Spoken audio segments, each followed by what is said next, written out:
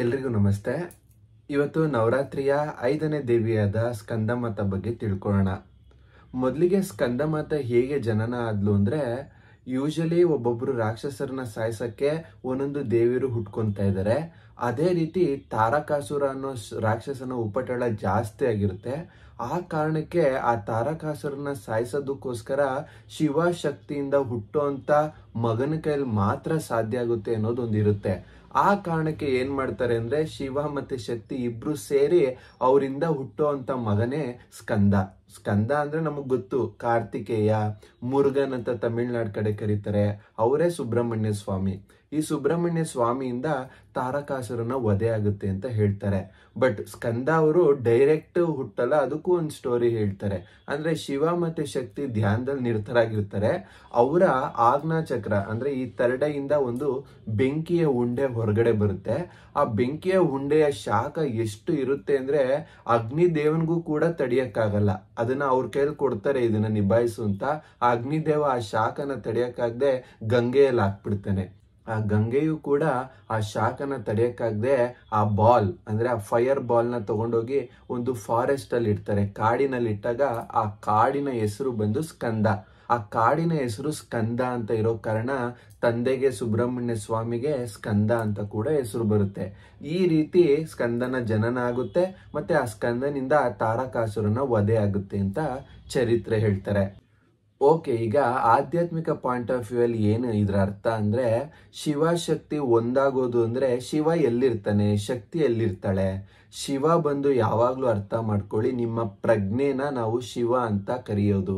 ಶಿವ ಅಂದ್ರೆ ಕೇವಲ ಎಚ್ಚರ ಅಥವಾ ಕಾನ್ಶಿಯಸ್ನೆಸ್. ಅವನು ಯಾವಾಗ್ಲೂ ಕೂಡ ನಿಮ್ಮ ಆಜ್ಞಾದಲ್ಲಿರೋ ಪಿಟ್ಯುಟರಿ ಗ್ಲ್ಯಾಂಡ್ ಅಲ್ಲಿ ಇರ್ತಾನೆ. ಮತ್ತೆ ಶಕ್ತಿ ಬಂದು ನಿಮ್ಮ ಮೂಲಾಧಾರದಲ್ಲಿ ಅಂದ್ರೆ ನಿಮ್ಮ ಬೆನ್ನು ಮೂಳೆಯ ತುದಿಯಲ್ಲಿ ಮೂಲಾಧಾರದಲ್ಲಿ ಕುಂಡಲಿನಿ ಶಕ್ತಿಯಾಗಿ ಅವಳು ಜಾಗೃತಳಾಗಿರ್ತಾಳೆ. ಯಾವಾಗ ಕುಂಡಲಿನಿ ಶಕ್ತಿ ಅಂದ್ರೆ ನಿಮ್ಮ ಮೂಲಾಧಾರದಲ್ಲಿರುವಂತ ಎನರ್ಜಿ ಊರ್ಧ್ವಮುಖವಾಗಿ ರೈಸ್ ಆಗ್ತಾ ಬೆಳೀತಾ ಈ ಆಜ್ಞಾಗೆ ಬಂದು ತಲುಪುತ್ತೋ ಅದನ್ನೇ ನಾವು ಹೇಳ್ತೀವಿ ಶಿವ ಶಕ್ತಿ ಐಕ್ಯರಾದ್ರು ಅಂತ. ಅಂದ್ರೆ ಶಿವ ಶಕ್ತಿ ಒಂದಾದ್ರು ಅಂತ. ಯಾವಾಗ ನಿಮ್ಮ ಕುಂಡಲಿನಿ ಶಕ್ತಿ ಇಲ್ಲಿ ತನಕ ಹರಿದು ಬರುತ್ತೋ ನಿಮ್ಮ ಸಾಧನೆಯಿಂದ, ಇದಕ್ಕೆ ಕೆಲವೊಂದು ಪ್ರಾಕ್ಟೀಸಸ್ ಇದೆ, ಇದೇ ಕುಂಡಲಿನಿ ಜಾಗೃತಿ ಅನ್ನೋದು. ಅದಕ್ಕೆ ತುಂಬಾ ಪ್ರಯತ್ನ ಪಟ್ಟಾಗ ಆ ಶಕ್ತಿ ಊರ್ಧ್ವಮುಖವಾಗಿ ಹರಿದು ಇಲ್ಲಿರುವಂತ ಶಿವ ಅಂದ್ರೆ ಪ್ರಜ್ಞೆನ ಸೇರುತ್ತೆ. ಆಗ ಇಲ್ಲಿ ಹುಟ್ಟುವಂಥದ್ದೇ ಸ್ಕಂದ. ಸ್ಕಂದ ಹೇಗೆ ಹುಡ್ತಾನೆ ಈ ಆಜ್ಞಾದಲ್ಲಿ ಅಂದ್ರೆ, ನೀವು ಕಣ್ಮುಚ್ಚಿದಾಗ ಧ್ಯಾನಾವಸ್ಥೆಯಲ್ಲಿ ನೋಡ್ತಿರಲ್ಲ, ಅದನ್ನೇ ಕರಿತೀವಿ ನಾವು ಚಿತ್ ಅಂತ. ಯಾಕಂದ್ರೆ ಇಲ್ಲಿ ಬರುವಂತದ್ದು ಚಿದಗ್ನಿ. ಇಲ್ಲಿ ಕೇವಲ ಸ್ಕಂದ ಮಾತ್ರ ಹುಡ್ತಾನ? ಖಂಡಿತ ಇಲ್ಲ. ಇನ್ನೊಂದು ಮಾತಲ್ಲಿ ನಾವು ಕೇಳ್ತೀವಿ, ಚಿದಗ್ನಿ ಕುಂಡ ಸಂಭೂತೆ. ಯಾರು? ರಾಜರಾಜೇಶ್ವರಿನೂ ಹುಟ್ಟಿದ್ಲು ಅಂತ. ಎಲ್ಲಿ ಹುಟ್ಟಿದ್ಲು? ಚಿದಗ್ನಿ. ಚಿದಗ್ನಿ ಇರೋದು ಕೇವಲ ನಿಮ್ಮ ಆಜ್ಞಾ ಚಕ್ರದಲ್ಲಿ. ದೇಹದಲ್ಲಿ ಬೇರೆ ಬೇರೆ ಜಠರಾಗ್ನಿ ಇದೆ, ಜ್ಞಾನಾಗ್ನಿ ಇದೆ. ಇಲ್ಲಿ ಕಾಣಿಸೋದದ್ದು ಚಿದಗ್ನಿ. ಚಿದಗ್ನಿಲಿ ಯಾವಾಗ ಹುಡ್ತಾರೋ ಅವ್ರನ್ನೆಲ್ಲ ಕರೀತಾರೆ ಸಂಭೂತರು. ಅವರು ರಾಜರಾಜೇಶ್ವರಿ ಆಗಿರ್ಬೋದು, ಸ್ಕಂದ ಆಗಿರ್ಬೋದು, ಮತ್ತೆ ಬೇರೆ ಬೇರೆ ದೇವತೆಗಳು ಇಲ್ಲಿ ಆಜ್ಞಾದಲ್ಲಿ ಹುಟ್ಟಕ್ ಶುರು ಮಾಡ್ತಾರೆ. ಆ ರೀತಿ ಧ್ಯಾನದಲ್ಲಿ ನಿಮಗೆ ಸ್ಕಂದ ಹುಡ್ತಾನೆ. ಆ ಸ್ಕಂದ ಹುಟ್ಟಿದಾನೆ ಅಂದ್ರೆ ಹೇಗೆ? ಅವ್ರು ತೋರಿಸ್ತಾ ಇದ್ದಾರೆ, ಸ್ಕಂದ 6 ಮುಖ ಇರುತ್ತೆ ಅಂತ. ಅಂದ್ರೆ ನಿಮ್ಗೆ ಇಲ್ಲಿ ಕಣ್ಣು ಮುಚ್ಚಿದಾಗ ಒಳಗಡೆ 6 ಮುಖದ ಒಂದು ಮಗು ಕಾಣಿಸುತ್ತಾ? ನೋ. ಅಂದ್ರೆ ನೀವು 6 ದಿಕ್ಕಿನಲ್ಲೂ ಪ್ರಯಾಣ ಮಾಡ್ಬೋದು ನಿಮ್ಮ ಒಳ ಪ್ರಪಂಚದಲ್ಲಿ. ಅಲ್ಲಿ ಹೋಗೋದ್ರಿಂದ ಏನ್ ಯೂಸ್ ಅಂದ್ರೆ, ಪ್ರತಿ ದಿಕ್ಕಿನಲ್ಲೂ ಕೂಡ ನೀವು ನಿಮ್ಮ ಕರ್ಮಗಳನ್ನ ಒತ್ಕೊಂಡು ಆಲ್ರೆಡಿ ಕಲೆಕ್ಟ್ ಮಾಡಿ ಇಟ್ಕೊಂಡಿರ್ತೀರ. ನಿಮ್ಮ ಕರ್ಮನ ಕಳ್ಕೊಳ್ಳೋದು ಹೇಗೆ ಅಂದ್ರೆ, ಆ 6 ದಿಕ್ಕಿನಲ್ಲೂ ಕೂಡ ಇರೋ ಲೋಕಗಳಿಗೆ ಪ್ರಯಾಣ ಮಾಡಿ ನೀವು ಅಲ್ಲಿರೋಂಥ ಕರ್ಮಗಳನ್ನ ಸವಿಸ್ಕೋಬಹುದು. ಮತ್ತು ನಿಮ್ಗೆ ಯಾವುದೇ ಒಂದು ತೊಂದರೆ ಇರಲಿ, ಪ್ರಾಬ್ಲಮ್ಸ್ ಇರಲಿ ಲೈಫಲ್ಲಿ, ಅದಕ್ಕೆ ಏನೋ ಒಂದು ಕಾಸ್ ಇದ್ದೇ ಇರುತ್ತೆ, ಅಂದ್ರೆ ಕಾರಣ ಇದ್ದೇ ಇರುತ್ತೆ. ಆ ಕಾರಣನ ಅರ್ಥ ಮಾಡಿಕೊಂಡು ಮತ್ತೆ ನಾನು ಯಾವುದೇ ಒಂದು ಡಿಸಿಷನ್ ನಿರ್ಧಾರ ತಗೊಂಡ್ರೆ ಅದ್ರ ಫ್ಯೂಚರ್ ಏನಾಗುತ್ತೆ ಅಂತ ನಿಮಗೆ ಗೊತ್ತಿರಲ್ಲ. ಆ ಭವಿಷ್ಯನು ತಿಳ್ಕೊಳ್ಳೋಕ್ಕೋಸ್ಕರ ನೀವು ಮುಂಚೆನೆ ನೋಡ್ಕೊಂಡು ಬಂದು ಹೇಳೋ ಅಂತ ನಿಮ್ಗೆ ಯೋಗ್ಯತೆ ಬರುತ್ತೆ. ಇದೇ ಸ್ಕಂದನ ರೆಪ್ರೆಸೆಂಟೇಷನ್. ಅಂದ್ರೆ ಸ್ಕಂದ 6 ಮುಖಗಳನ್ನ ತೋರಿಸ್ತಾ ಇರೋದು ಈ ರೀತಿ. ಇದು ನಿಮ್ಗೆ ಆಧ್ಯಾತ್ಮದಲ್ಲಿ ಆಗುವಂತ ಒಂದು ದೊಡ್ಡ ಅನುಭವ ಮತ್ತೆ ಒಂದು ಮೈಲ್ ಸ್ಟೋನ್, ಮೈಲಿಗಲ್ಲು ಅಂತ ಕರಿತೀವಿ. ಸರಿ, ಈಗ ಆಲ್ರೆಡಿ ಸ್ಕಂದ ಬ್ರಹ್ಮಾಂಡದಲ್ಲಿ ಹುಟ್ಟಿದರೆ ಆ ಸ್ಕಂದರಿಗೆ ನಾವು ಪೂಜೆ ಮಾಡೋದು ಹೇಗೆ, ಮತ್ತೆ ಆ ಸ್ಕಂದನನ್ನ ಪಡೆದಿರೋಂಥ ತಾಯಿ ಸ್ಕಂದ ಮಾತೆಗೆ ಇವತ್ತಿನ ದಿನ ನಾವು ಮುಡುಪಾಗಿಡ್ತಾ ಇದ್ದೀವಿ. ಸ್ಕಂದ ಮಾತಾದು ಇನ್ನೊಂದು ಸ್ಪೆಷಾಲಿಟಿ ಏನಂದ್ರೆ, ಇದನ್ನ ಯಾರು ಮಗುವಿನ ನಿರೀಕ್ಷೆಯಲ್ಲಿ ಇರ್ತಾರೆ, ಎಷ್ಟೋ ವರ್ಷಗಳಿಂದ ಮಗು ಆಗ್ತಿರಲ್ಲ ಅಥವಾ ಆಲ್ರೆಡಿ ಮಗು ಆಗಿರುತ್ತೆ, ಅವರು ನಿಮ್ಮ ಮಾತು ಕೇಳಲ್ಲ, ಮಗು ಹಠ ಮಾಡ್ತಿರುತ್ತೆ ಅಂತ ಕಂಪ್ಲೇಂಟ್ಸ್ ಇರುತ್ತೆ.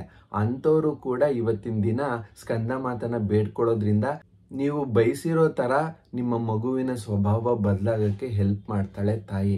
ಅದ್ರ ಜೊತೆ ನಾವು ಸ್ಕಂದನನ್ನ ಪ್ರೇಸ್ ಮಾಡ್ತಾ ಸ್ಕಂದ ಮಾತಾನು ಪ್ರೇಸ್ ಮಾಡೋಕೆ ಇವತ್ತು ಬಿಳಿ ಬಣ್ಣದ ಬಟ್ಟೆ ಹಾಕೊಂಡು ಬಿಳಿ ವಸ್ತ್ರಗಳನ್ನ ಧರಿಸಿ ತಾಯಿನೂ ಕೂಡ ಬಿಳಿ ಬಣ್ಣದ ಹೂವುಗಳಿಂದ ಅಲಂಕಾರ ಮಾಡಿ ಈ ಮಂತ್ರನ 48ರಿಂದ 108 ಸಾರಿ ಜಪಿಸಿ.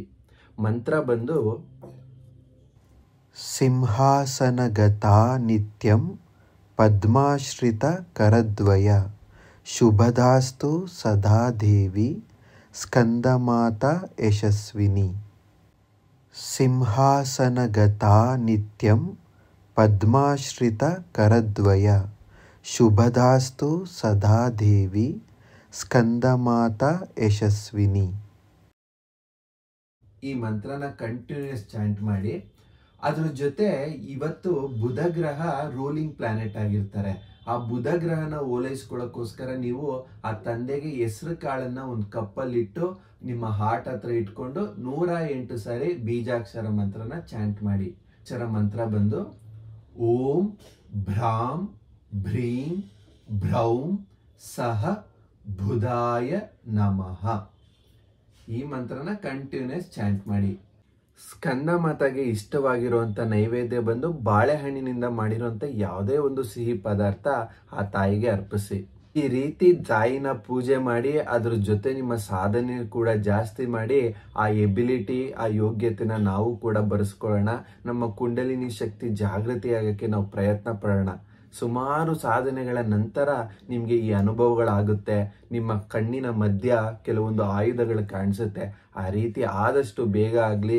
ನೀವು ಕೂಡ ಸ್ಪಿರಿಚುವಲ್ ಸಾಧನೆ ಮಾಡ್ತಾ ಅದ್ರ ಜೊತೆ ಪ್ರಾಪಂಚಿಕವಾಗಿ ಆ ಬ್ರಹ್ಮಾಂಡದ ತಾಯಿ ಆಶೀರ್ವಾದ ಪಡ್ಕೊಳ್ಳಿ ಅಂತ ನಾನು ಕೇಳ್ಕೊತೀನಿ.